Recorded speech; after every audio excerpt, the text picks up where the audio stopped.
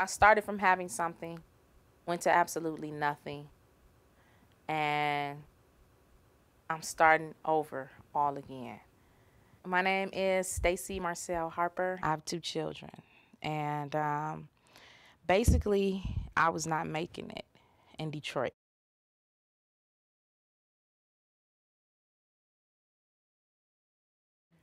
It was really hard, and that was the first time I had ever lost my job ever. I had never been terminated ever, and so it was devastating, and it was pretty hard trying to get back on my feet.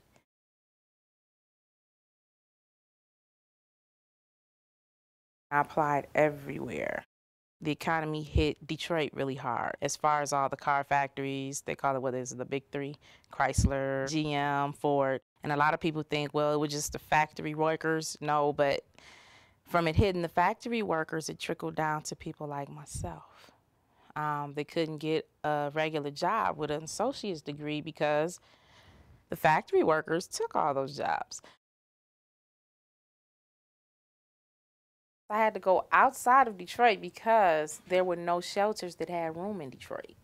So we had to go into the outskirts and the suburban areas just to get into a shelter.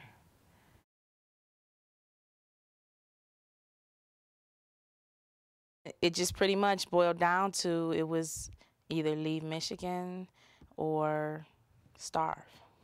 It was a survival call. Housing in Michigan was horrible. Like, the housing authorities were full. The waiting lists were like 5 years long. And I began doing research on different states. And out of all the states, I did research on Wyoming was the most stable and the most secure. Their housing authority list was only 6 months. I applied for it, and within not even a year, I had my housing voucher.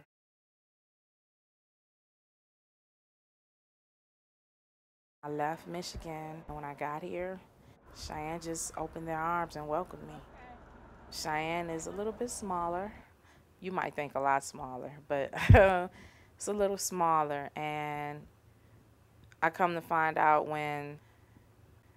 it's when it's a smaller state per se or a smaller town, you actually meet genuine people.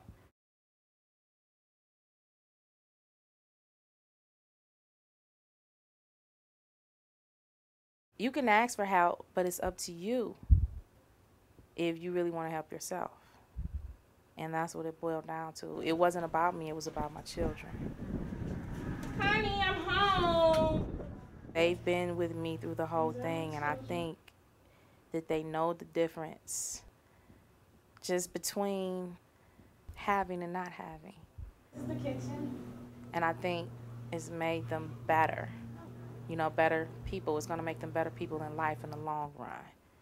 And they know what it is. They know what it is to struggle with me. No matter what I did, I kept them with me.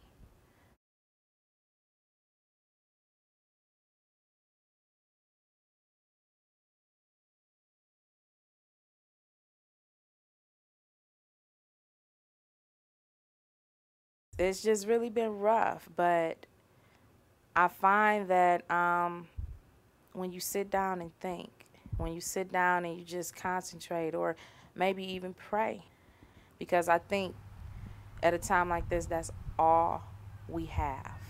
And I left the state that I was born and raised in, the city that I was born and raised in, and it took that just for me to hold on and make things better. And more better than I even imagined, really.